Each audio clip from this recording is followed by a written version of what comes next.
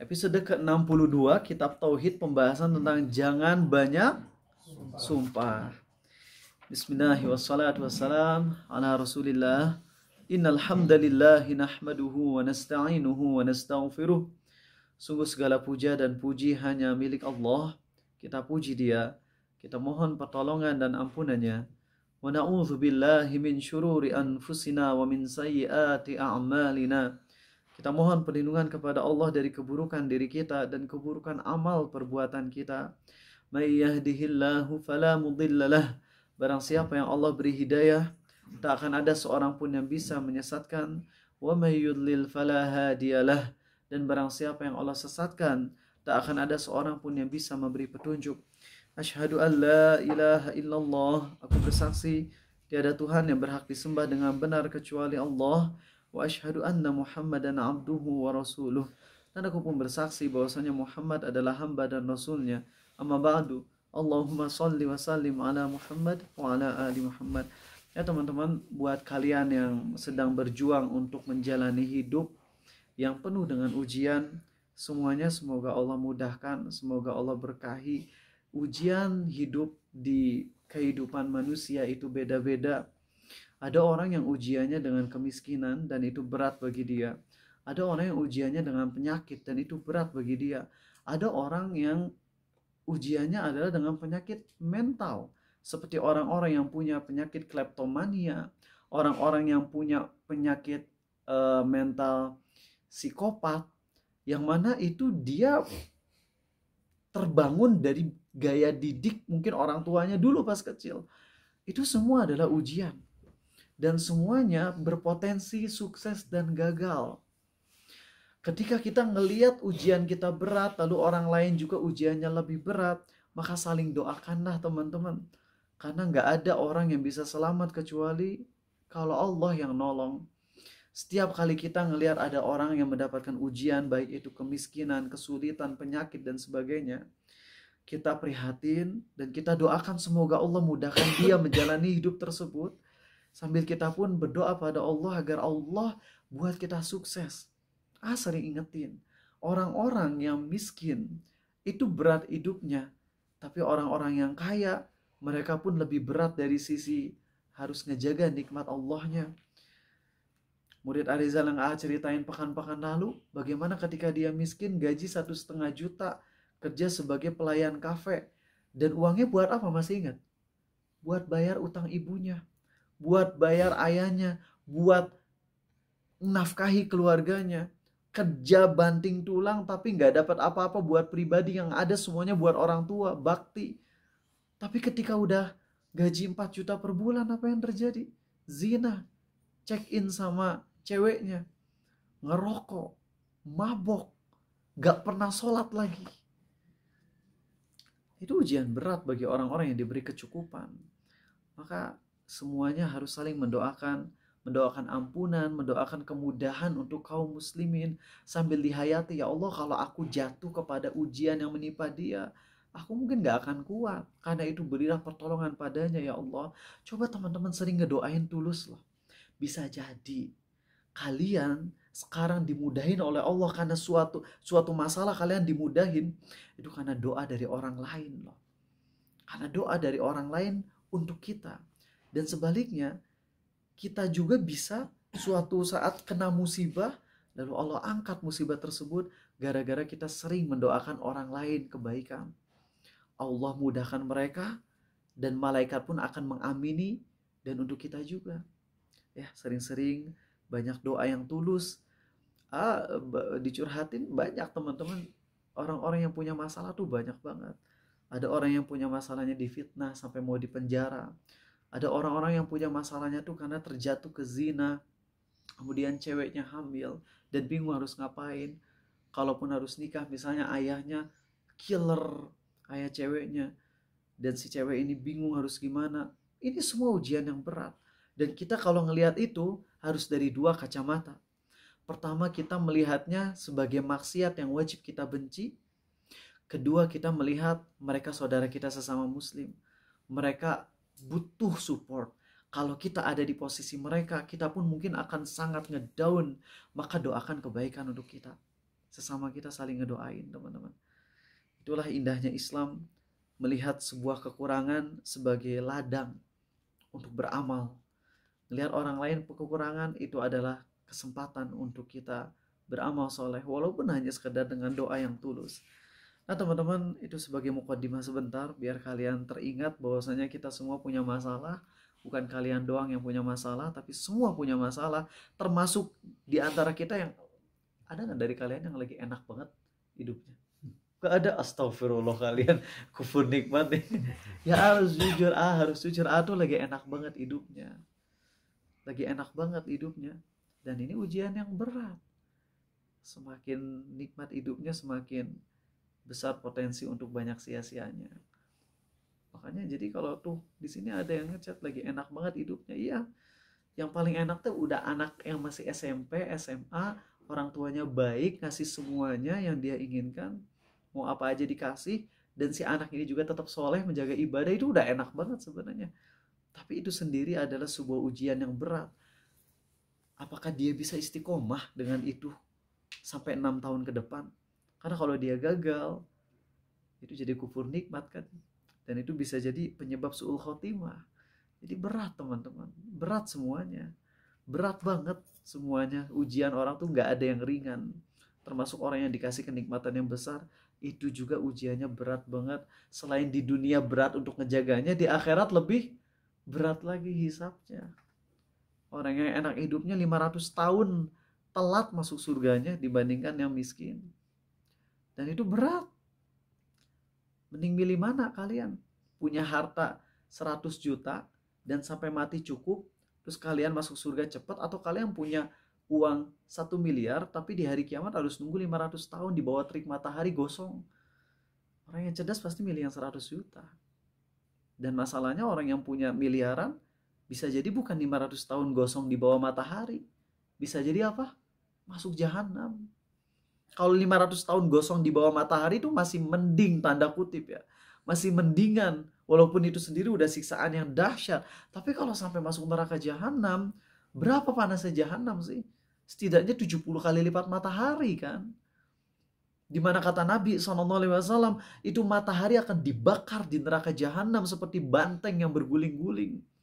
Dan Nabi SAW bersabda, api jahanam itu 70 kali lipat api dunia. Dan kita tahu api dunia adalah salah satunya matahari. Dan matahari bukan api terpanas di dunia ini. Ada yang lebih panas dari matahari, bintang. Jadi nggak kebayang kalau kita masuk neraka teman-teman. Karena itu saling ngedoain, saling meringankan beban. Termasuk kalau kalian lagi ngelihat orang dapat nikmat banyak, doain, ya Allah mungkin dia nggak kuat ngejaga nikmat itu sampai mati. Pertahankanlah ya Allah nikmat tersebut, solehkan sampai dia mati ya Allah, dan ringankan hisabnya di hari kiamat. Saling doain ya teman-teman ya. Mari kita sekarang, maaf mukadimahnya di awal ini karena di bagian akhir mungkin nggak bisa menyampaikan tadabbur. Tapi nanti ada kajian tadabbur secara khusus biar lebih full gitu ya pembahasannya. Dan itu akan ada di jeda-jeda, karena lihat tafsir surat Yusuf tuh indah banget kalau misalnya dilangsungin. Kalau misalnya kepotong-potong takutnya jadi kurang dalam. Nah mari kita ngebahas tentang masalah sumpah. Perlu nge-refresh kalian dulu. Jadi pahami baik-baik ya. Sumpah kita bagi jadi 2 ya. Sumpah untuk penekanan atas apa yang terjadi di masa lalu. Yang kedua, sumpah bertekad mau melakukan sesuatu di masa depan. Oke. Jadi kalau ngomong sumpah berarti ingat aja ya. Sumpah atas masa lalu sampai now. Yang kedua, sumpah untuk future. Cuman 2 itu aja. Sumpah masa lalu sampai now dan sumpah untuk future. Bilang, ini contoh aja. Sumpah demi Allah pakai jaket warna merah. Itu berarti sumpah yang tipe pertama atau kedua? Pertama. Pakai baju merah kapan? Dari tadi sampai sekarang kan? Sampai sekarang. Berarti kan dari masa lalu sampai now. Kalau bilang, ini contoh, bukan beneran sumpah, ini contoh aja. Saya sumpah demi Allah akan pakai baju warna biru 3 hari ke depan. Itu sumpah jenis ke? 2. Ngerti? Untuk sumpah jenis kedua, nama lainnya adalah nazar. Oke, nama lainnya adalah nazar. Ulang lagi sekali lagi biar nempel. Sumpah terbagi jadi dua. Sumpah pertama apa? Sumpah penekanan masa lalu sampai now. Sumpah yang kedua sumpah untuk berbuat sesuatu di masa depan. Nah, oke. Untuk sumpah yang masa lalu sampai now, itu kalau kita bohong, gak ada kafaratnya. Tapi dosa besar banget. Misalnya A bilang, saya sumpah demi Allah pakai jaket warna pink misalnya. Itu berarti bohong, Rizal. Dosanya besar banget. Tapi ada kafaratnya nggak? Nggak ada. Adapun kalau sumpah masa depan, yaitu misalnya Rizal bersumpah demi Allah akan makan tempe besok, lalu ternyata besok nggak makan tempe sama sekali, maka nggak bisa bilang itu dosa besar, nggak. Karena kan emang rencananya besok mau makan tempe, pakai demi Allah lagi, pakai sumpah demi Allah mau makan tempe, padahal itu kan simpelnya nggak usah pakai demi Allah. Tapi ya iseng-iseng, sumpah demi Allah pengen makan tempe besok, taunya besok nggak makan tempe.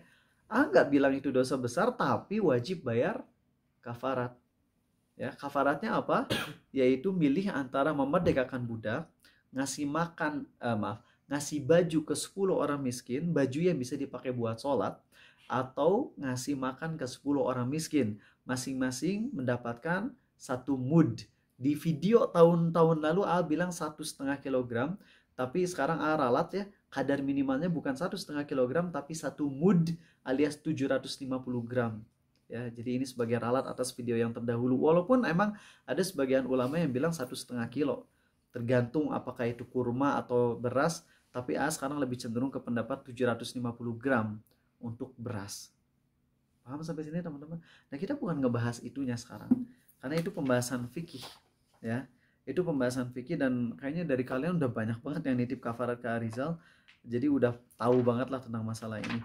Dan untuk nazar, AA ingatkan kalau nazar itu nggak usah pakai syarat ya. Jadi misalnya kalian bilang, saya bernazar atau saya sumpah demi Allah akan puasa Senin Kamis selama 1 bulan kalau saya keterima di ITB misalnya. Nah, jangan lakukan hal itu. Karena kalau bernazar dengan syarat, itu makruh hukumnya. Karena seakan-akan kalian tuh kayak bargaining dengan Allah, bukan bargaining, kayak apa ya? Ke Allah tuh kayak nawar gitu. Ya Allah, gua mau puasa nih tapi harus masuk ITB dulu. Berarti kalau nggak masuk ITB, ya jadi nggak puasa. Makanya makruh hukumnya nazar yang pakai syarat teh. Kalau mau nazar yang dicintai Allah, yang Allah sebutkan di surat 76 Al-Insan, yufuna bin nadhri wa yakhafuna yawman kana syarruhu mustatira. Mereka menunaikan nazar dan juga mereka takut akan suatu hari yang malah petakannya tuh merajalela di mana-mana. Nah, nazar yang dicintai oleh Allah tuh nazar yang tanpa syarat. Kalian bilang aja, ya Allah aku bernazar besok mau baca Quran 1 juz. Beres, gak pakai syarat apa-apa. Itu nazar yang dicintai Allah. Adapun kalau nazarnya, ya Allah besok aku nazar 1 juz baca Quran kalau malam ini pacarku datang ke rumahku. Misalnya nazarnya aneh-aneh aja gitu ya. Kalau kayak gitu nazarnya gak disukai. Tapi kalau udah terlanjur diucapin dan ternyata benar pacarnya datang, wajib menunaikan nazar tersebut. Wajib. Nah, ada tadi baru ada yang curhat seorang cowok tapi pakai akun cewek. Sampaikan aja karena kan kalian nggak tahu orangnya, aku nggak tahu karena itu orangnya sangat tersembunyi. Ya pakai fake account juga. Ustadz, saya pingin curhat tentang masalah membatalkan nazar dan sumpah. Jadi saya bernazar kalau saya sembuh dari penyakit ini, saya akan berhenti nyewa pelacur, gitu. Tapi ada kejadian di mana saya udah sembuh, berarti kan nggak boleh nyewa pelacur lagi, karena udah nazar. Cuman saya akhirnya malah nyewa penyanyi untuk joget-joget dan saya meluk dia katanya. Itu saya udah batal nazarnya atau belum Ustaz? Saya pengen batalin nazar saya aja deh. Lah ente mau batal mau batalin nazar atau mau nggak batalin nazar tetap nggak boleh nyewa pelacur, tetap haram. tapi pingin batalin nazar aja Ustadz, biar kalau suatu saat jatuh ke dosa itu saya nggak harus bayar kafarat lagi. Ini salah logikanya. Ente udah nazar untuk nggak maksiat, ya udah penuhi, gak usah dibatalin nazarnya gitu. Tapi untuk jaga-jaga aja Ustadz, maksa, ya wis lah. Kalau maksa, toh yang untung orang miskin kalau kamu mau nitip kafarat ke Arizal, ya. Nah jadi kalau emang kita nazar untuk menjauhi maksiat, ya udah langsung lakuin aja. Bukan lakuin aja, ya udah jauhi aja maksiatnya, gitu. Dan memang kalau kalian mau menjauhi dosa tuh nggak perlu pakai nazar, nggak perlu pakai sumpah. Karena mau kalian sumpah atau nggak sumpah, maksiat harus tetap dijauhi. Paham di sini ya teman-teman ya? Nggak usah pakai sumpah. Malah kadang-kadang kalau pakai sumpah, setan ngebisikin, lo baru gajian, tinggal batalin aja tuh sumpahnya.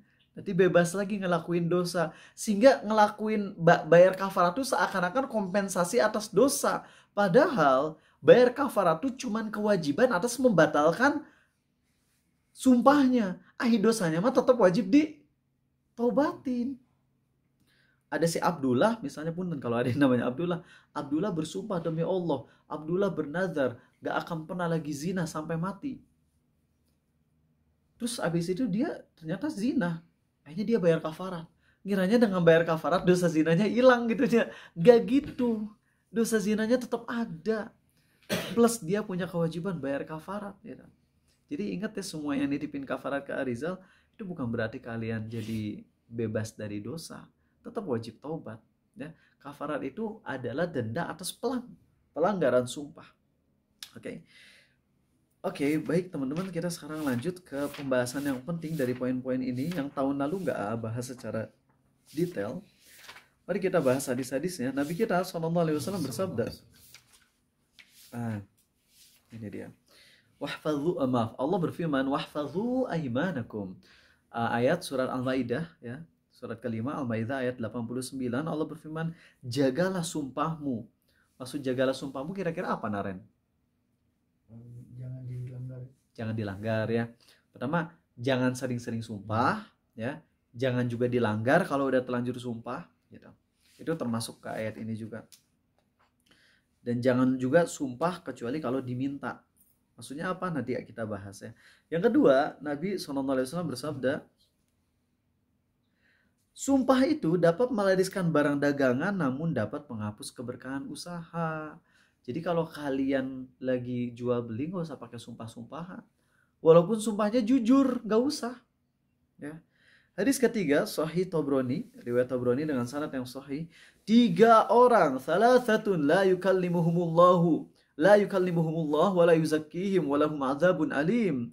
3 orang yang tidak akan diajak bicara oleh Allah, tidak akan diajak bicara, tidak akan disucikan oleh Allah pada hari kiamat, dan bagi mereka azab yang pedih. Yaitu siapa? Orang yang udah tua, udah beruban, tapi zina dia. Kedua, orang miskin sombong. Udah miskin sombong deh. Dan orang yang menjadikan Allah sebagai barang dagangannya. Ia tidaklah membeli dan menjual kecuali dengan cara bersumpah. Kalian kalau umroh atau haji di Arab tuh banyak banget yang baru dikit aja udah wallahi. Ini nggak bener yang kayak gini jualan. Walaupun jujur, tapi kalau dikit-dikit pakai sumpah demi Allah, ini nggak bener. Ini nggak bagus. Dan yang 2 hadis terakhir, Nabi SAW bersabda dalam hadis Sahih Bukhari dan Muslim, dan mohon untuk berbaik sangka ya. Untuk saat mendengar hadis ini jangan langsung dipahami secara letterlock. Ya, karena kalian tahu kalau Arizal ini tipe ini, kalau yang anak gym tuh tahu ada endotrom, exotrom, mesotrom ya Gan? Apa sih istilahnya? Ada yang makan dikit tapi gendut gitu. Mesomorph ya, ada mesomorph. Jadi kalau ada yang badannya gemuk jangan langsung suuzon banyak makan cinta dunia, enggak ya, nggak bisa kayak gitu. Arizal tipe yang kayak gitu. Ini Arizal bisa ngurusin badan. Ini ekstrim dietnya. Kalau Arizal makannya 1.500 kalori aja sehari. Kan padahal pada umumnya orang butuhnya 2.000 kalori ya. Tapi kalau Arizal makan sehari 1.500 kalori, tuh ngegendutin. Kalau Naren makan 1.500 kalori, lemes. Lemes. Tapi Naren mungkin makannya 3.000 kalori tapi tetap aja kurus gitu. Aneh. Apa pingin dah jadi kayak Naren deh, bisa makan sampai banyak tapi nggak gendut-gendut. Makan dikit, ini kue banyak di rumah tuh nggak habis. Padahal kalau dulu kan Rizal tong sampahnya gitu. Maksudnya orang-orang yang nggak habis makanan, makan semua Rizal. Tapi sekarang nggak mau lagi karena kapok gitu dengan jadi gendut. Emang apa hadisnya? Kenapa ngingetin kayak gini dulu? Ya karena ini bagian hadis yang akhirnya agak nggak enak didengar buat sebagian kita mungkin ya. Nabi SAW bersabda, sebaik-baiknya umatku adalah mereka yang hidup pada zamanku, kemudian generasi berikutnya, kemudian generasi berikutnya. Jadi generasi Nabi SAW, sahabat, tabi'in, dan tabi'ut tabi'in. Karena generasi Nabi ya berarti generasi sahabat ya. SAW ini satu generasi, lalu generasi tabi'in, lalu generasi tabi'ut tabi'in. Jadi totalnya 3 generasi, itu yang terbaik. Ya, kemudian akan muncul setelah masa tersebut ya, setelah masa kalian, orang-orang yang memberikan kesaksian sebelum diminta. Mereka berkhianat, mereka tidak dapat dipercaya, mereka bernazar tapi tidak memenuhi nazarnya, dan badan mereka tampak gendut-gendut. Ayo, langsung gini dibuat nunjuk orang lain. Langsung ngelirik kanan kiri ya. Jangan gitu teman-teman. Nanti istri kalian hamil langsung pakai hadis ini. Keterlaluan kalian. Ya jangan gitu lah. Kalau istri hamil itu emang harus banyak makan ya. Karena kalau makannya dikit itu nanti bisa malnutrition. Jadi nggak apa-apa. Diparaban Pak istri. Paraban apa? Dikasih makan yang banyak aja istri kalau lagi hamil ya. Cuman jangan susu hamil tuh jangan ya. Buat adik bayi dikasih susu bayi itu jangan, itu nggak bener ya. Kalau bayi itu kalau 1 tahun ke bawah diasiin, kalau 1 tahun ke atas susu biasa aja, beli dari Lembang gitu, susu murni. Jangan susu bayi yang di kotak kayak gitu tuh, itu lihat kalau kalian ngelihat gizinya ya Allah, itu sangat tidak dianjurkan banget ya. Ini buat kalian sekali lagi yang punya anak di atas 1 tahun, beli susu dari Lembang, beli susu dari manapun yang murni ya. Apalagi kental manis. Didotin kental manis. Aduh udah. Bukan mencela makanan, tapi mencela pola makan. Nabi SAW gak pernah mencela makanan, tapi beliau sering mencela pola makan. Beliau mencela pola makan. Ada seseorang yang makan di rumah beliau atau rumah sahabat lain, makannya banyak banget. Habis orang ini pergi, langsung Nabi SAW bersabda apa? Jangan pernah ajak orang itu lagi untuk makan. Beliau ngejek makanan gak? Beliau ngejeknya apa? Pola makan. Ya, oke, nanti kita bahas tentang sampai situ. Greget kalau bahas tentang masalah kegendutan gitu ya. Balas dendam karena dulu gendut. Oke, baik, hadis selanjutnya hadis Bukhari Muslim. Sama sih ya redaksinya. Sama, jadi nggak usah bacain. Oke, baik teman-teman. Allah berfirman, wahfadzu aimanakum. Jagalah sumpah-sumpah kalian. Maksudnya adalah pertama, kalau sumpah harus pakai demi Allah. Kedua, kalau sumpah harus jujur. Ketiga, kalau sumpah harus untuk yang penting doang. Jadi itu makna dari wahfadzu aimanakum ya. Satu apa? Kalau sumpah harus pakai nama Allah doang atau sifat-sifatnya juga boleh. Kedua, kalau sumpah harus jujur. Ketiga, kalau sumpah hanya boleh untuk yang penting. 3 poin itu dapat. Kalau sumpah nggak boleh pakai nama selain Allah. Termasuk kalau kita lagi ingin kepastian dari seseorang. Dulu waktu kecil kalau ada orang teman Arizal misalnya ngomong sesuatu, tahu nggak film kartun ini udah ada lagi loh di LaTV. Kalian nggak tahu LaTV? Ini ada loh. Sekarang kartun ini ada lagi di TV 7 misalnya gitu. Terus abis itu kan nggak percaya kita ya. Ketika kita nggak percaya, kita nyuruh dia, sok sumpah demi Allah, wanita. Jadi ketika kita menuntut seseorang untuk jujur, kita pakainya kayak gitu, sok wanita demi Allah. Sekarang untuk memastikan seseorang jujur atau enggak pakai kalimat sok berani demi Allah, enggak. Sekarang malah gimana kalimatnya? Demi apa? Demi apa? Ketika kita ngomong sok demi apa, berarti kita tuh ngasih option ke teman kita untuk sumpah demi selain Allah, ya enggak sih? Dari kalimatnya sok demi apa? Demi apa? Mi apa? Sumpah hanya boleh demi Allah. Jadi kalau kalian mau orang untuk dipastikan jujur enggaknya, jangan bilang demi apa. Jangan. Sok sumpah demi Allah, berani enggak? Gitu. Tegas teman-teman. Masalahnya ini kalau kita nawarin untuk sumpah demi selain Allah dengan kalimat sok sumpah demi apa, berarti kita udah nyuruh berbuat syirik. Kita udah nyuruh berbuat syirik kecil. Dan nyuruh berbuat syirik kecil itu dosanya lebih besar daripada zina. Nggak kebayang kita mah. Ini kalimat penting loh. Ini pembahasan penting. Jadi tolong kalau lagi sama teman, jangan pernah kalian komen demi apa, demi apa, demi apa. Emang mau demi selain Allah apa? Ya, jadi jangan ngomong demi apa. Bilang aja, sok demi Allah, berani nggak? Gitu aja teman-teman. Tegas kita kalau masalah akidah ya. Nggak kasih toleransi. Dan kita nasehatin teman-teman. Kamu nggak ngerti itu.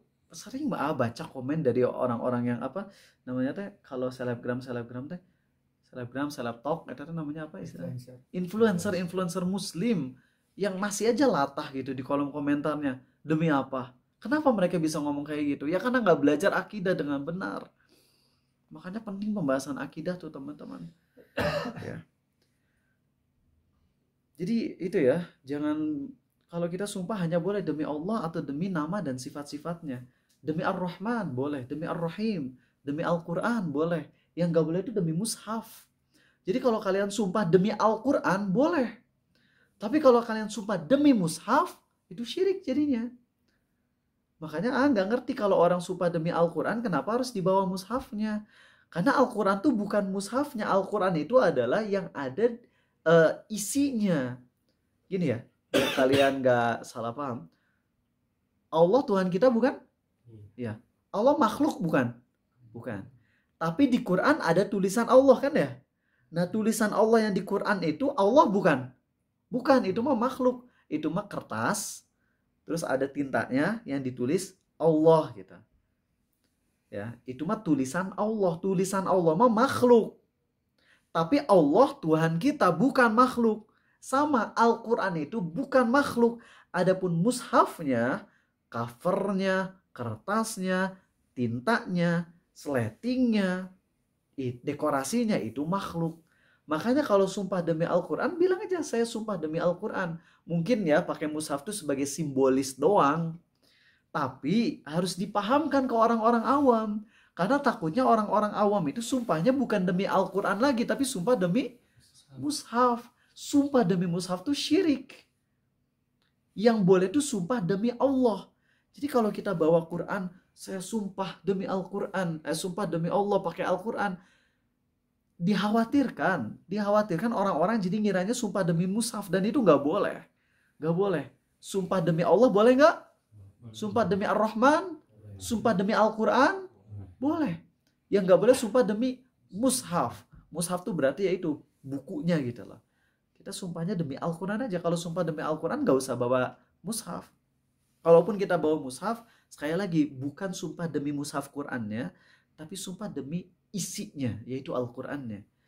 Ini perlu dipahamkan juga karena masih banyak ini perkara akidah yang ngejelimet. Tapi penting untuk dibahas.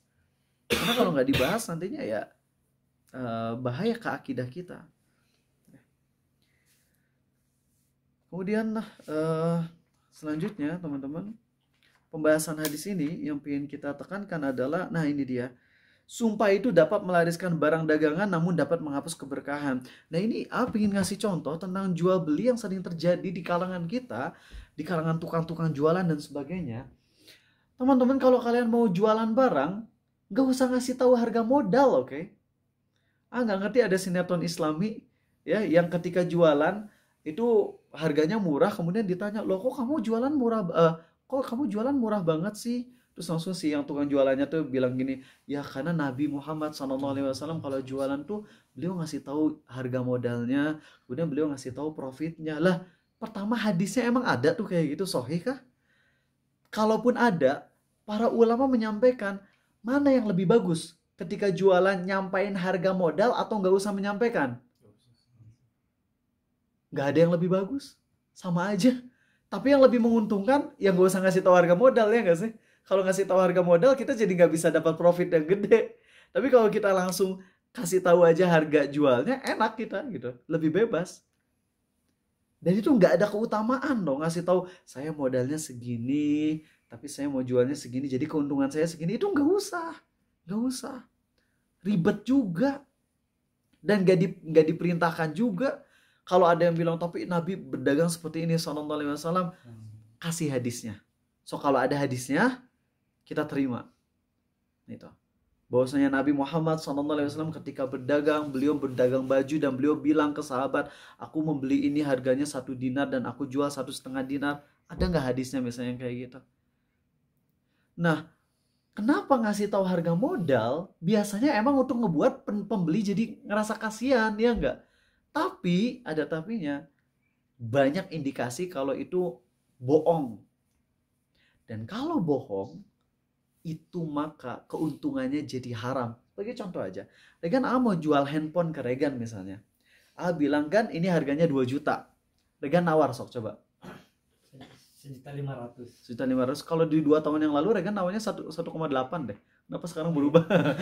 Apa sih ingat videonya soalnya. Dan anaknya Regan juga tahun lalu ya, 2 tahun yang lalu. Oke, Regan mau beli 1.500.000, oke. Terus A bilang gini, aduh, jangan 1.500.000 toh, modal saya aja 1.450.000. Jadi saya untungnya cuma 50.000 rupiah. Padahal AA modalnya 1,1 juta. Tapi AA bilangnya, duh modal sayanya 1, jangan ribet banget.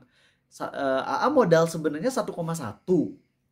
Kalau AA bilang AA mau jual 2 juta, boleh nggak? Boleh-boleh aja. Tapi ketika Regan nawar 1,5 juta, lalu Arizal bilang biar Regan ngerasa kasihan, duh modalnya aja 1,4. Saya jadi dapatnya cuma dikit nih. Belum bisa nutup biaya ongkos kayak gini-gininya. Dan akhirnya Regan nambahin, ya udah deh 1,7. Regan asalnya mau beli 1,5 ya. Tapi gara-gara Regan kasihan sama AA, Regan naikin 200.000. Ya jadi 1,7. Maka yang 200.000 itu uang haram. Ngerti kenapa haram? Karena A udah ngejual dengan cara bohong. Padahal kalau A langsung ngejual 2 juta, terus Regan bilang 1,5 lah. Aduh jangan kesedikitan deh, 1,7 aja. Oke lah deal. Itu sama aja kan, ujung-ujungnya 1,7 kejualnya. Tapi kalau yang kedua mah halal. Karena A nggak pakai bohong. Ngerti gak kalian? Paham? Padahal harga akhirnya tetap si Regan ujung-ujungnya belinya 1,7 harganya. Tawaran awal 2 juta dari Arizal, Regan nerimanya di 1,7 endingnya. Tapi lihat ketika tawar menawarnya ada dustanya, maka selisih harga tersebutnya jadi haram. Dan ini sering kejadian ibu-ibu di pasar misalnya. Hati-hati loh kalian loh. Itu kalau ibu-ibu, istri kalian ajarin. Kalau nawar tuh ajarin, nawar yang baik. Kalau nawar dengan cara ini, maka barang yang dia terima haram itu makanannya jadinya. Bukan haram dalam artian jadi babi, bukan ya. Barangnya tetap halal dari sisi zatnya, tapi keharaman cara mendapatkannya. Misalnya, beli daging berapa? Cek, misalnya ini teteh-teteh beli ke ece-ece penjual daging gitu. Cek, berapa harga daging sekilo? Terus si ece-nya bilang 1,2, 120.000 misalnya. Terus habis itu si ibu-ibunya bilang, mahal pisan, di toko sebelah aja 100.000. Kalau emang si pembeli ini bener, tadi dari toko sebelah harganya 100.000, kok di sini 120.000? Pertanyaannya kenapa beli di sini ya gak sih? Kenapa gak beli di sana aja? Itu logikanya dari mana gitu? Itu pertama ya. Kedua teman-teman, kalau si ibu ini bohong, jadi dia bilang di situ aja cuma 100.000, itu adalah teknik agar si penjual nurunin harganya dan akhirnya dia turunin jadi 110.000. Berarti kita udah ngambil harta orang lain dengan cara yang zolim. Jadi gimana kalau mau nawar? Bilang aja. Pas si penjual bilang 120.000, kita bilang turunin dah 115 bisa nggak? Belum bisa, malah makin diturunin oleh kita kan. Ada pada 110, nggak bisa. Ya udah deh 117, oke. Tinggal gitu aja, nawar tuh simple teman-teman. Gak usah pakai teknik. Tapi dari sana juga gini, tapi dari sana juga gini. Kalau emang jujur pun kita nyakitin hati si penjual. Kalau kita bilang tapi di sebelah lebih murah, itu penjual rasanya gimana coba kalau digituin? Gak enak. Itu kalau kita jujur ya, tapi kalau kita bohong, selain gak enak penjualnya, kita pun nantinya ketika dapat kita dapat dosa. Makan makanan haram nanti jadinya. Ya. Kalau pakai teknik pura-pura pergi gimana gitu ya. Gak apa-apa itu mah, gak apa-apa ya. Gak apa-apa. Mau beli kemahalan udah gak jadi ya. Udah sini nggak apa-apa itu, nggak apa-apa. Hebat kalian ya, punya banyak teknik ya. Hati loh ya, jadi jangan kalau jual beli tuh sebisa mungkin dah. Ama kalau beli terutama ke teman-teman gitu ya. Ketika misalnya ada kayak misalnya kue gitu, berapa ini harganya 10.000, belinya nggak mau 10.000, 11.000, naikin 10% biasanya ya, apalagi kalau itu ke teman-teman deket. Karena kalau ke teman dekat, beli dengan harga teman yang emang harga teman adalah harga yang ngeenakin ya, ngeenakin temennya bukan ngeenakin kitanya. Kalau ngeenakin kitanya itu harga musuh jadinya teman-teman ya. Oke, baik, jadi seperti itu, hati-hati. Nah, kalau tadi orang-orang yang pakai sumpah itu kan makin meyakinkan. Kalau misalnya tadi dalam kasus handphone tadi, kita ulang ya Gan ya. Gan, ini jual handphone 2 juta. Terus ditawar lah 1,5. Oke, Regan bilang 1,5, terus bilang, aduh Gan, eta mah modalnya aja cuma 1,4, demi Allah. Kalau jujur pun, kalau jujur emang modalnya 1,4, jadi nggak bohong ke Regan, nggak bohong. Tapi tetap karena pakai sumpah, hilang berkahnya. Berkurang deh, kalaupun nggak hilang, berkurang banget tuh berkahnya. Tapi kalau bohong, maka jadinya jahanam tuh buat Arizal. Wong kalau kita mengambil siwak orang lain aja tanpa hak, kita akan dipendamkan ke neraka jahanam, teman-teman. Kata Nabi SAW, ada orang yang ngambil siwak gitu ya, dan dia dibenamkan ke neraka jahanam gara-gara itu. Lalu bagaimana dengan orang yang sampai untungnya gede dengan cara yang zolim? Nih kalau jualan bisa dapat untung besar tanpa harus bohong, tanpa harus sumpah. Ngapain pakai sumpah lagi? Yang mana nanti jadi berkahnya hilang. Apalagi sumpah dan bohong. Udah berkah hilang, masuk jahanam. Nauzubillah min dzalik. Ya jadi seperti itu, hati-hati ya. Kalau jual beli itu jangan pakai bohong. Jangan pakai bohong. Dan gak usah expose modal tuh gak usah. Ya. Gak usah. Dan itu banyak waktu dulu lagi jualan, nanya ke penjual sebelah, mungkin tujuannya agar nggak iri sama dia. Teman-teman, ini pengen, aduh jangan deh. Soalnya nggak semua kalian adalah orang yang mencintai Arizal gitu ya. Jadi nggak bisa cerita ini. Ya, skip aja. Pengen tahu ya, nanti privat ya. Soalnya kalau menceritakan nikmat nggak bisa ke sembarang orang. Karena di sini ada orang-orang yang baru yang mungkin sama Arizal juga baru kenal, kan nggak mungkin baru kenal langsung cinta banget kayak Arizal sama anak, Arizal sama Naren, yang mana Naren tinggal di rumah Arizal 1,5 tahun dan udah senang banget dengan akhlaknya Naren gitu ya, saling mencintai karena Allah sebagai sesama muslim. Kalau cerita ke orang-orang dekat boleh, tapi kalau ke orang yang baru ketemu jangan. Oke, baik.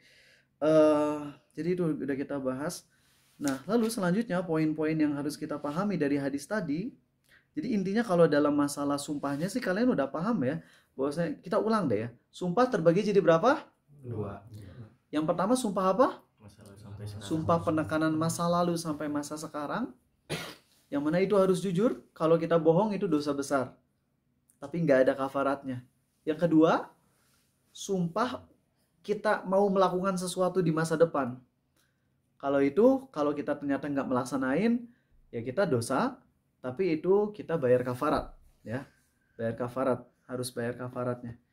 Nah kemudian habis itu kalau sumpah ingat nggak boleh dengan nama selain Allah.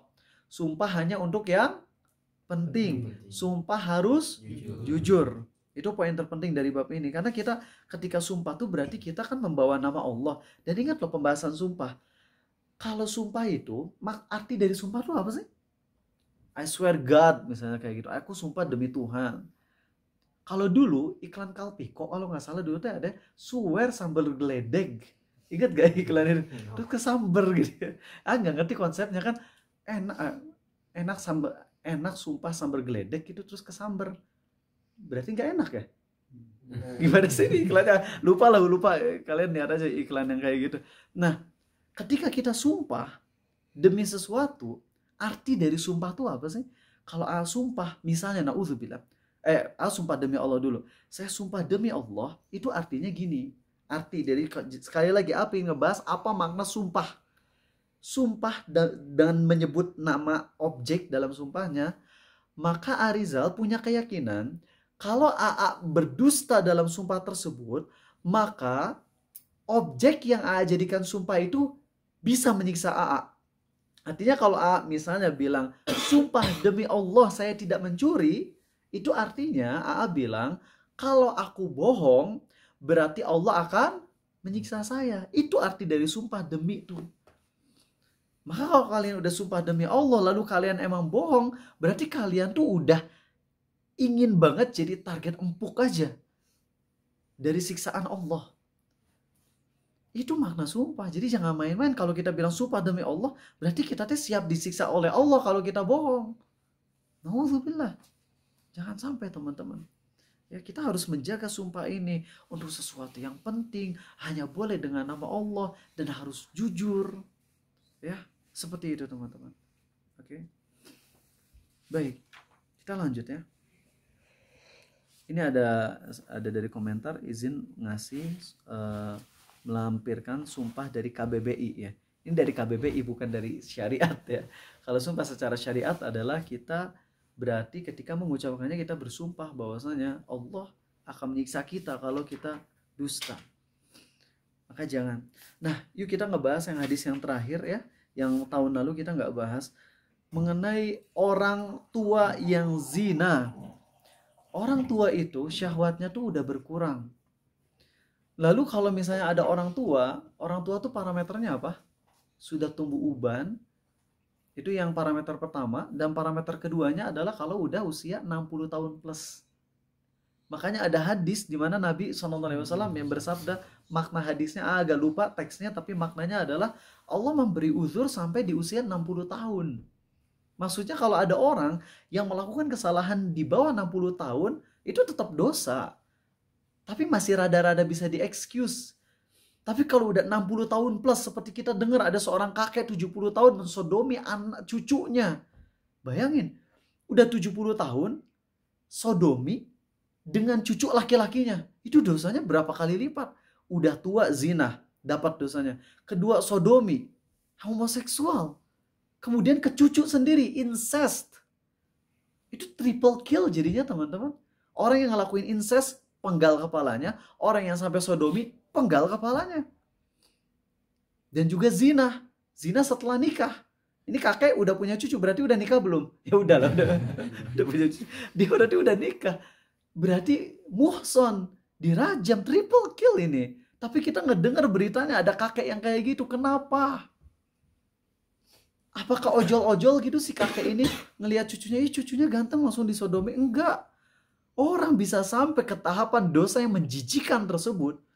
Orang-orang yang punya kelainan mental, suka sesama jenis, itu kalau ngelihat anak yang ngelihat cucunya, jijik. Walaupun suka sesama jenis, tapi kalau ngelihat ke anak cucunya, jijik. Jijik dalam artian kalau ngebahas seks, nauzubillah nggak akan pernah kepikiran sampai berbuat hubungan badan dengan anak atau cucunya. Nggak mungkin. Tapi kenapa sampai ada kelainan mentalnya sampai kuadrat, bahkan pangkat 3? Itu karena dianya sudah terbiasa kotor dengan dosa dari semenjak kecil. Maaf, dari semenjak balik. Dia udah didominasi oleh dosa. Dan dia gak pernah taubat. Itu terus menggunung dosanya sampai ketika udah 60 tahun plus. Bukannya dia nyadar dan taubat, yang ada semakin liar maksiatnya. Hukuman atas maksiat yang gak ditobati Allah tambah dengan dosa terus. Alhamdulillah. Kalau sampai 60 tahun plus kita masih ngelakuin dosa yang kita lakukan dari semenjak remaja, su'ul khotimah itu kemungkinan besar dalam hidup kita. Makanya kita minta ke Allah agar dimatikan dalam kondisi taubatan nasuha, teman-teman. Dan taubatan nasuha itu adalah harus diusahakan. Maksiat yang sampai sekarang kita masih lakuin, nanti kalau udah 60 tahun tuh udah harus deg-degan aja teman-teman. Udah aduh, jangan sampai kepikiran lagi jatuh ke dosa tersebut. Kita sedih dengan keluarga kita yang udah 60 tahun plus tapi masih jatuh ke dosa yang lebih parah daripada zina, riba. Udah diingetin itu haram tapi masih aja jatuh ke dosa riba. Itu tuh udah serem banget teman-teman. Dosa riba tuh lebih besar daripada zina, tapi mereka udah tua tapi masih jatuh ke dosa riba. Aduh, kalau Allah nggak ngasih hidayah, celaka di akhirat. Semoga Allah nyelamatin kita ya dari dosa-dosa terutama di masa tua. Dan kita sangat ingin banget masa tua kita tuh benar-benar dicabut semua syahwat yang haram, dan masa tua kita dikasih rasa nikmat dalam melakukan amal soleh. Sehingga kebayang gak sih kalau meninggal dalam kondisi kita lagi baca Quran, meninggal pas kita lagi sholat, meninggal pas kita lagi haji, seperti kisah kemarin. Kalian ngelihat bagaimana sepasang suami istri kakek nenek meninggal di kursi roda, meninggal di kasur pas lagi haji atau umroh dalam kondisi pegangan tangan. Apakah mereka berdua mati begitu aja? Enggak. Yang mati seperti itu tuh karena ada usaha. Baik itu dari kecilnya, dari semenjak baliknya mereka mengusahakan untuk beramal soleh, atau mungkin seumur hidupnya maksiat tapi kemudian banting setir dan ikhlas dalam banting setirnya, dalam taubatnya tuh ikhlas sehingga Allah matikan dalam kondisi itu. Wow. Ya Allah, indah banget teman-teman. Itu yang pertama ya, tentang orang tua yang zina. Yang kedua adalah orang miskin yang sombong.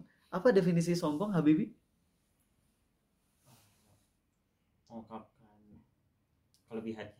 Mengungkapkan kelebihan. Nabi Yusuf bilang aku pandai dalam menghitung. Jadi Nabi Yusuf sombong. Enggak lah. Apa definisi sombong? Regan. Astagfirullah kalian. Fahri? Tidak menerima nasihat. Ya itu salah satu poinnya. Dir. Menolak kebenaran. Oke, ada yang kurang? Faris? Dan merendahkan orang lain. Betul. Menolak kebenaran dan merendahkan orang lain. Ketika kita mengejek seseorang atas sesuatu yang tidak ada pada dia, berarti kita lagi merendahkan nggak? Merendahkan. Ada orang yang dia nggak bodoh, terus kita bilang bodoh. Itu kita merendahkan nggak? Merendahkan banget. Kalau ada orang bodoh terus kita bodoh-bodohin aja, itu udah merendahkan. Apalagi kalau ada orang nggak bodoh, kita bodoh-bodohin. Itu merendahkan banget ya nggak? Lalu bagaimana sih konsepnya ada orang miskin yang sombong? Habibi Allah takdirkan super duper kaya. Genius rich. Jangan crazy rich, bisa masuk penjaranya. Genius rich. Si Habibi ini genius rich. Punya uang 1 triliun. Tapi kemudian Habibi bagi-bagiin ke orang banyak. Apakah semua orang pasti kebagian atau ada potensi yang miss? Ada yang miss. Lalu si miskin yang miss ini ngomong, dasar pelit Habibi. Berarti dia lagi merendahkan Habibi enggak? Iya. Orang miskin yang bilang ke orang kaya, dasar pelit, hanya karena dia enggak kebagian, itu dia miskin yang sombong. Itu salah satunya. Orang miskin yang enggak sholat, itu salah satunya juga. Awal tuh lagi di Cirebon, karena pengen sholat maghrib, pengen ke masjid. Ternyata jarak ke masjid deket banget, pakai beca gitu ya. Pakai beca, dikirain tuh jauh, taunya cuma berapa 20 meter gitu ya pakai beca. Kasih uang 20.000. Padahal tarif 20 meter paling berapa? 3.000 palingnya zaman dulu ya teteh. Kasih 20.000, nggak usah dibalikin kata. Terus suruh sholat. Dia bilang enggak. Saya takut nggak dapat penumpang katanya. Allahu Akbar. Udah miskin nggak sholat. Kesombongan apalagi yang lebih parah daripada itu? Serem banget kalau ngeliat udah ada orang miskin nggak sholat, terus ngejek-ngejek orang yang kaya gitu. Ada, nggak mau sebut ya, tapi adalah seseorang yang ngerokok aja terus, perokok berat. Pas bagi-bagi beras dia nggak pernah dikasih, terus habis itu ngejek-ngejek gitu. Ya Allah, dibilang pelit mungkin atau sebagainya, terserah lah. Kalau ngasih kamu, berarti nggak amanah dengan follower yang udah nitipin beras ke Arizal. Rokok bisa beli sampai 2 juta per bulan, masa beras nggak bisa sih? Ya. Dinasehatin malah nggak nerima. Nah, orang-orang kayak gitulah orang-orang miskin yang sombong, teman-teman ya. Udah miskin terus ngejek-ngejek orang kaya, ya. Sambil merendahkan, dibilang pelit kayak dan sebagainya, itu sombong. Oke. Dan yang terakhir teman-teman, orang yang menjadikan Allah sebagai barang dagangannya. Itu udah kita pahami ya, tadi udah kita bahas. Dan yang terakhir berarti yang kita bahas adalah tentang, jadi kalau yang tadi yang Allah dijadikan barang dagangan tuh tadi yang ingat, yang kita acting jualan gitu ya. Sumpah demi Allah modal saya segini, padahal nggak segitu. Atau kalaupun jujur, ya tapi kan rendah banget gitu. Allah dijadikan buat barang dagangan doang. Kita tuh baru boleh bersumpah tuh kalau di pengadilan aja teman-teman. Kita tuh nggak boleh dikit-dikit sumpah demi Allah. Itu kalau di pengadilan tuh nggak boleh. Kita baru sumpah demi Allahnya kalau udah disuruh sama hakim. Saking beratnya sumpah demi Allah tuh nggak boleh kita ojol-ojol sumpah demi Allah lagi di pengadilan teh. Nanti kalau udah disuruh sumpah baru. Nah ini dikit-dikit sumpah, apalagi yang udah jelas salah, ada rekaman CCTV, pas lagi diinterogasi, bilang sumpah demi Allah saya nggak ngelakuin. Kalian masih ingat nggak? Universitas yang meluluskan banyak banget sarjana, dan itu mereka sarjana bodong semua. Ingat universitas apa? Pas ditanya mahasiswanya, pelajaran apa yang paling kamu sukai? Pelajaran nekromansi. Naon nekromansi? Pelajaran naon? Ada gitu mata kuliah nekromansi itu. Bener itu ngakak pas diliput sama SCTV. Nah si rektornya itu kan diinterogasi gitu ya. Dengan tegas. Ya kalau yang interogasi itu harus orang-orang yang punya kekuatan intimidasi yang kuat gitu ya. Itu harus kuat. Nah ketika diintimidasi, tiba-tiba ngomong demi Allah saya nggak dusta. Tapi setelah terus saja didesak, ujungnya bilang ya mohon dibantu ya Pak ya, jangan dihukum saya. Lah berarti itu dia udah dusta tuh demi Allahnya.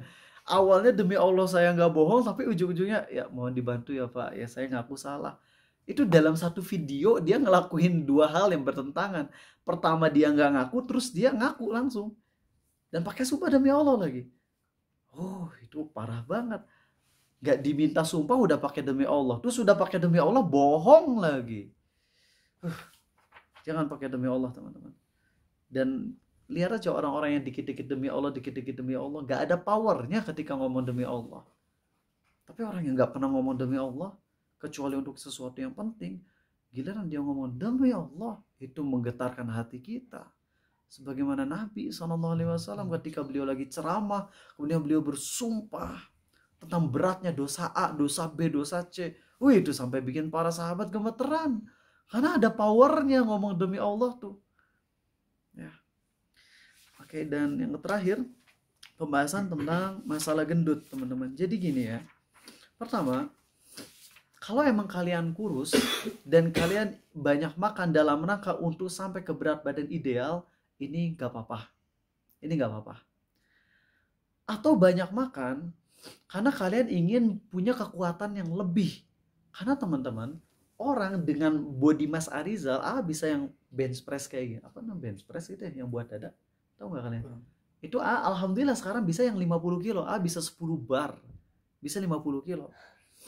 Tapi, kalau Arizal body massnya cuma segini-gini doang, masih bisa nambah tinggi nggak? Udah nggak bisa Arizal. Kalau dengan body mass kayak gini, kayaknya maksimal cuma bisa sampai 10 bar doang. Cuma maksimal 50 kilo. Jadi untuk nambah power, harus gimana? Harus nambah body mass. Jadi harus banyak makan, tapi banyak makannya nggak dijadiin lemak. Yaitu dengan cara apa? Banyak makan, tapi latihan lebih maksimal lagi. Nah, kalau emang banyaknya makan kita, bulking, dalam rangka supaya kita punya kekuatan lebih, sehingga nanti ketika jihad kita bisa lebih punya powerful ketika nyabet pedang, maka ini ada maslahat. Gak apa-apa yang seperti ini. Kita perlu punya ustadz, punya bodyguard ustadz. Bayangin kalau misalnya bodyguard ustadz yang ceking-ceking gitu ya, yang ditoel juga langsung jatuh gitu. Tapi kalau bodyguard ustadz yang emang gede badannya, tinggi, besar, itu powernya sekali pukul bisa one hit kill. Nah jadi kalau kalian membesarkan badan dengan niat agar kekuatan lebih maksimal untuk menjihad di jalan Allah, maka ini insya Allah nggak ada masalah. Bahkan bisa jadi ini termasuk jihad juga gitu. Bisa paham ini ya untuk kayak gini. Tapi emang punya sarankan yang proporsional juga gitu. Jangan targetin kayak hulek. Karena kalau kayak hulek nantinya kalau kalian malas olahraga, ambiar. Jadi apa? Sumo nantinya kalian berubah ya. Nah yang masih proporsional aja. Kayak mungkin Kapten Amerika lah. Ya segitu badannya. Ini bukan motivasi kalian buat nonton ya. Nggak ada sama ketertarikan buat nonton Captain America yang New Generation tuh nggak ada. Itu jadi Boruto itu. Ya pokoknya nggak sama sekali udah Marvel tuh udah tamat ya. habis yang yang end game tuh udah tamat gitu kata orang-orang gitu, udah nggak tertarik buat nonton. Tobat ya yang pernah nonton. Nah, jadi kalau misalnya membesarkan badannya sekali lagi untuk nguatin otot biar lebih powerful lagi, itu bagus ya, bagus, itu ada nilai plusnya. Tapi kalau sekedar banyak makan doang, banyak makan bukan diiringi olahraga dan niatnya cuma benar-benar ingin senang, maka selain itu adalah buruk, gak disukai Nabi SAW, sebagaimana hadis yang tadi saya sampaikan, itu akan berefek buruk ke badan dan itu gak disukai. Sebagaimana yang tadi, itu kebiasaan orang akhir zaman tuh ngegendutin badan bukan karena kebutuhan. Ya kalau orang-orang kayak Narendra, Ali, misalnya Fahri mau banyak makan karena 2.500 kalori belum nambah berat badan, akhirnya nambah 3.000 kalori. Ada masalah nggak? Ada. Karena tahu nggak Naren kalau misalnya lebih berisi, efeknya apa? Tahu? Lebih berisi tapi dijadiin otot gitu. Nanti ketika tua, insya Allah 80 tahun, 90 tahun tuh masih bisa parkur insya Allah. Sebagaimana orang-orang di Cina kan, udah kakek-kakek tapi kok masih bisa parkur, masih bisa pull up pakai 2 jari, pull up pakai 4 jari, coba bayangin. Kok bisa kuat kayak gitu? Ya karena emang masa ototnya dilatih, punya body mass yang bagus. Jadi nggak apa-apa. Kalau yang kurus nambahin makan dengan niat sampai ideal ataupun sampai overweight tapi benar-benar dilatih jadi otot, itu nggak apa-apa. Cuman ingat amanahnya besar untuk ngejaga olahraga. Karena kalau nggak ngejaga olahraga nantinya jadi gendut. Kalau udah jadi gendut, nanti ibadah pun hilang semuanya, kemampuan buat ibadah hilang. Dan ketika ada seorang syekh ditanya apa hukumnya bela diri, ya, maka syekh ini mengkiaskan dengan hadis tentang memanah. Tidak termasuk golonganku orang yang meninggalkan memanah. Jadi awalnya udah hobi memanah, terus kemudian jadi malas untuk memanah lagi. Nah, beliau kiaskan dengan orang yang udah suka karate, taekwondo dan sebagainya, udah terbiasa ngelatih fisik, kemudian jadi nggak latihan fisik lagi. Beliau mengkiaskan dengan hadis tadi. Paham kalian maksudnya gimana? Berarti orang yang rajin karate, rajin workout, kemudian nggak lagi workout, tercela nggak? Tercela. Sebagaimana orang kan memanah tuh buat jihad kan, dan kita workout juga buat jihad kan tujuan akhirnya. Kalau memanah kemudian kita berhenti memanah, yang asalnya hobi memanah kemudian jadi malas, itu aja dicela oleh Nabi SAW. Berarti persiapan jihad yang lainnya pun bisa dikiaskan kepada itu berdasarkan fatwa gurunya Ustadz Abu Haidar hafizahullah. Hati-hati tuh, hati-hati. Makanya kalau Arizal nggak mau sampai bulking banget, karena kalau makin bulking nanti amanahnya lebih besar ngangkat bebannya. Tapi kalau segini ya dengan beban yang kayak gini ya udah cukup insya Allah. Baik. Jadi kalau kalian banyak makan bukan diiringi dengan olahraga, bukan karena kebutuhan, bukan karena pikir investasi jangka panjang supaya tua punya masa otot yang besar, yang banyak sehingga penyusutannya semakin lama, sehingga sampai tua pun saya masih bisa aktif. Kalau bukan dengan niat itu, maka hati-hati. Mulai sedikitin makan, terutama yang udah nikah. Mulai dikitin makannya. Kalau nggak bisa banyak olahraga, ya dikitin makan. Tapi kalau bisa olahraga maksimal, makan aja terus. Sampai kamu badannya jadi kayak Kapten Amerika, itu bagus banget. Ingat, bukan muji orang kafirnya. Cuma muji masalah duniawi dari orang yang dimiliki oleh orang kafir, tapi gak ada sama sekali kemuliaan pada mereka. Gak ada. Kecuali kalau mereka masuk Islam ya. Amin ya Allah ya Rabbal Alamin. Oke, itu aja dari Arizal teman-teman. Dan mengenai orang-orang yang gendut, karena itu ya kayak Arizal ya, makan sedikit tapi kemudian jadi gendut. Emang kalau tua tuh penyerapannya jadi lebih mudah atau lebih susah, nggak ngerti. Tapi kalau kita udah biasa makan dengan kalori segini, kalau di usia tua kalorinya masih segitu daily intake-nya, itu kita jadi gendut. Jadi kalau makin tua makanya harus semakin berkurang, karena metabolisme juga kemampuannya semakin berkurang, gitu ya. Nah, Nabi SAW itu menjadi gemuk bukan karena beliau jadi doyan makan banyak, bukan. Kita ngelihat bagaimana Nabi SAW dalam hadis-hadis, Aisyah bilang beliau gak pernah kenyang selama 3 hari berturut-turut. Artinya beliau tuh maksimal kenyang 2 hari, besoknya kelaparan. Sehari kenyang, besoknya kelaparan. 2 hari kenyang, hari ketiganya kelaparan. Ini artinya Nabi SAW makannya gak berlebihan. Ya, tapi kenapa beliau bisa gemuk? Yaitu faktor metabolisme. ya, sehingga nggak bisa dicela orang-orang yang kayak gitu ya. Oke, baik, itu aja teman-teman, semoga Allah berkahi. Tapi kalau ustadz-ustadz yang masih muda gemuk itu mereka juga udah nyadar kok kalau mereka sebenarnya harus workout, cuman emang masih kurang semangat aja. Nah itu kita motivasi terus. Silahkan yang punya pertanyaan sampai jam 10:10 ya. Oke. Jikalau ada pakaian dengan warna gelap, misalnya hitam, lalu terkena darah haid, kita nggak tahu pakaian itu terkena darah haid, namun kita tidak tahu kita bersihnya sudah bersih banget atau belum, karena nggak kelihatan apakah boleh. Jadi kalau pakaian kena darah haid atau apapun, yang penting dikucurin air dan dikucek, maka itu udah suci walaupun ada bekasnya. Setelah dikucek dengan sungguh-sungguh ternyata masih hilang, nggak apa-apa ya. Ada yang mau nanya dari kalian? Ya silakan Habibie. Izin bertanya, adakah cara untuk kita nggak terkena sengatan matahari ketika hari kiamat? Oke, adakah cara supaya kita nggak kena sengatan matahari di hari kiamat? Kalau di 40 tahun awal, lupa ini hadisnya Ustadz Syafiq Reza Basalama yang menyampaikan. Lupa asap pernah baca juga hadisnya. Mohon kalau kalian nemu hadis ini, tolong sampaikan ke Arizal ya.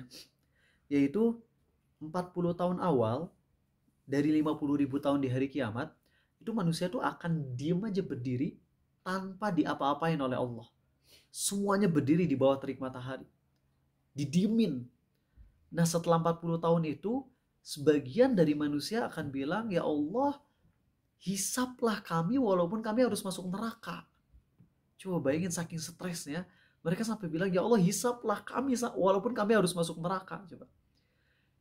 Pernah dengar, kalau Ustadz Syafiq jelas demi Allah beliau menyampaikan hadis ini. Tapi Arizal pernah baca atau enggaknya rada remang-remang gitu. Jadi mohon buat kalian yang mungkin nemu riwayatnya sampaikan ke Arizal ya, biar Arizal bisa makin yakin. Bayangin 40 tahun awal tuh semua manusia ketika mulai dibangkitkan itu semuanya didiemin oleh Allah. Dalam kondisi Allah murka, dan itu didiemin 40 tahun sampai akhirnya ada yang teriak, hisaplah walaupun kami harus masuk neraka. Habis itu baru mulai lari ke Nabi Adam, Nabi Nuh, Nabi Ibrahim, Nabi Musa, Nabi Isa, dan Nabi Muhammad SAW. Akhirnya beliau meminta syafaat kepada Allah dan akhirnya mulailah hari kiamat itu berjalan setelah itu. Itulah yang dinamakan syafaatul uzma. Tapi ada 7 golongan manusia yang memang akan dinaungi Allah di hari kiamat. Tapi bukan cuma 7 sebenarnya. Kalau dikumpulkan dari banyak hadis, kalau ditotalin tuh ada 20-an lebih bahkan. Dan diantaranya adalah yang paling bisa kita implementasikan, yang paling bisa kita amalkan adalah pemuda yang taat ibadah ke Allah. Jadi buat kalian yang masih usia muda, Ariza muda atau tua sekarang? Muda. Kenapa? Belum 40 tahun, betul. Ya, kalau yang udah ada orang-orang yang 50 tahun tapi wajahnya muda, dia tetap udah tua, disebutnya dalam syariat Islam. Tapi selama di bawah 40 tahun itu kita masih muda. Kalau kita ibadah, rajin ibadah yang wajib, yang sunnah, belajar ilmu Islam, dan kita amalkan sekuat tenaga, kalau jatuh ke dosa kita istighfar, kita masuk ke dalam cakupan wasyab nasya'a fi ibadati rabbih, pemuda yang taat ibadah kepada Allah. Itu akan dinaungi di hari kiamat. Itu yang pertama. Kedua adalah orang yang sering kalau lagi sendirian nangis. Itu bisa kita amalin. Yang kita banyak dosa, kita kalau lagi sendirian nangisin dosa. Dan kalau kita jarang dosa, sekepedean banget jarang dosa ya, ingat sama nikmat Allah sampai nangis. Itu bisa. Jadi buat yang baik yang banyak dosa maupun yang sedikit dosa, itu tetap bisa nangis saat lagi sendirian. Tetap bisa nangis. Karena ingat sama nikmat Allah banyak banget ya. Sama kekurangan diri kita yang sangat banyak ya. Nah itulah 2 golongan yang paling bisa banget untuk diamalkan sekarang juga. Kalau sholat 5 waktu di masjid masih berat, terlebih lagi kalau masjid-masjid kita tajwidnya yang masih kacau-kacau Al-Fatihahnya ya. Yang mana kalau kita memaksakan sholat di sana nggak sah menurut mayoritas ulama. Kalau was-was kafir apakah bisa syahadat sendiri tanpa saksi? Iya, syahadat sendiri tanpa saksi. Tapi gini ya, kalau kamu was-was kafir jangan syahadat. Karena kalau kamu syahadat nanti 5 menit kemudian setan akan ngewas-wasin kamu kafir lagi. Dan akhirnya kamu bingung saya Islam atau bukan. Kalau kamu bingung saya Islam atau bukan, jadinya kafir beneran. Jadi kayak gimana? Udah gak usah dipikirin. Gak usah dipikirin. Terlebih lagi orang yang udah kena OCD, orang yang udah kena was-was, itu penyakitnya gak akan hilang. Kecuali kalau kita Nggak usah peduliin. Kalau mau sembuh caranya gitu, nggak usah dipeduliin.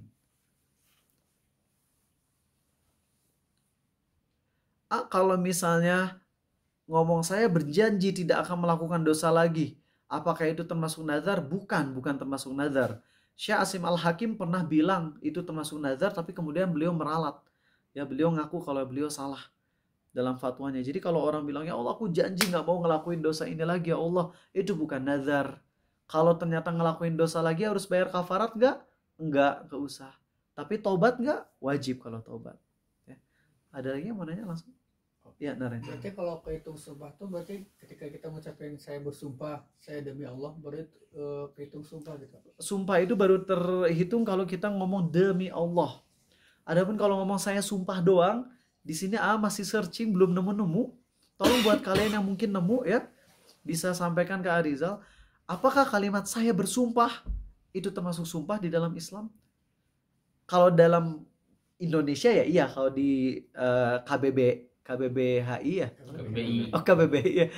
KBBI apa itu haji ya. KBBI. Kalau dalam KBBI mungkin saya sumpah udah terhitung sumpah, tapi kalau secara syariat sumpah baru terpenuhi ketika kita bilang demi Allah. Paham ya? Seperti itu. Raise hand boleh nggak untuk bertanya? Mau nanya langsung ya Gilang ya? Coba sebentar. Jangan dulu ya, soalnya ini banyak banget. Besok jangan lupa ya jam 5.30. Yang belum sempat terjawab pertanyaannya, nih catat nomor handphone Arizal sekarang. Catat ya. Yang belum tertanya ke WhatsApp nanti nanyanya, bilang tadi saya ikut kajian sampai akhir, pertanyaan belum terjawab. Kasih kesempatan kok, gratis lagi ya.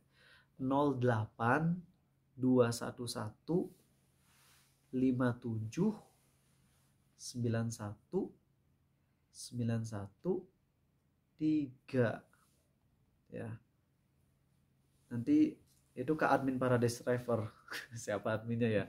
Tahu sendiri. Ya. Itu ya, nanti chat aja. Nanti dijawab insya Allah sama Arizal. Oke. 2 menit lagi terakhir ya. Ada yang mau nanya dari kalian? Enggak? Oke. Tolong titipin salam ya ke Fulan. Terus saya bilang iya, tapi saya selalu lupa buat sampaikan apakah dosa.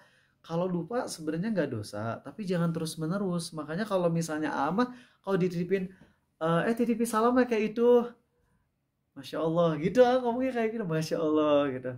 Makasih Bu, misalnya kayak gitu. Nggak bilang iya Bu, oke saya akan sampaikan, nggak bilang gitu ya. Jadi kalau dititipin salam, kalau mau nerima pastikan yang emang besar kemungkinan kita bisa menyampaikannya.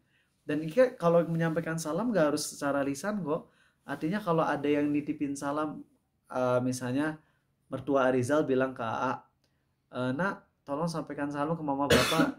Ya Umi, kata Arizal. Langsung aja chat ke mama bapak di grup WhatsApp. Salam dari Umi, salam dari mertua gitu. Beres, gak harus disampaikan lisan. Tapi bisa lewat tulisan juga, lewat chat bisa. 1 menit terakhir, nggak ada? Oke.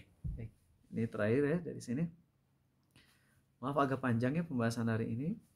4 bab lagi kita beres. Silakan Faris. Misal kita dipaksa untuk bersumpah akan suatu pertanyaan gitu.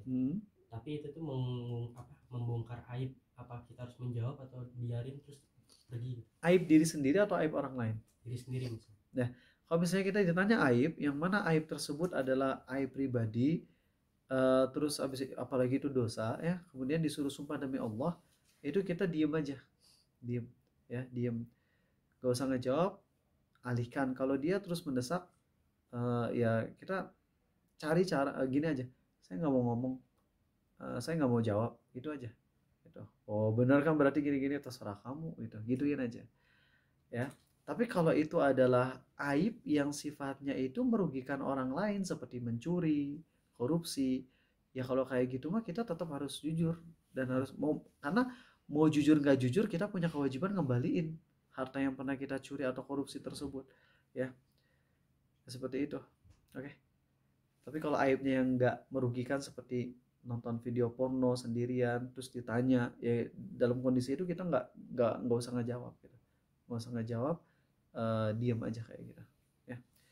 Baik, subhanakallahumma wa bihamdik, maha suci engkau ya Allah dan segala puji bagimu. Asyhadu an la ilaha illa anta, aku bersaksi tiada Tuhan yang berhak disembah selain Engkau. Astaghfiruka wa atubu ilaik. Aku mohon ampunan padamu dan aku taubat padamu. Assalamualaikum warahmatullahi wabarakatuh. Waalaikumsalam.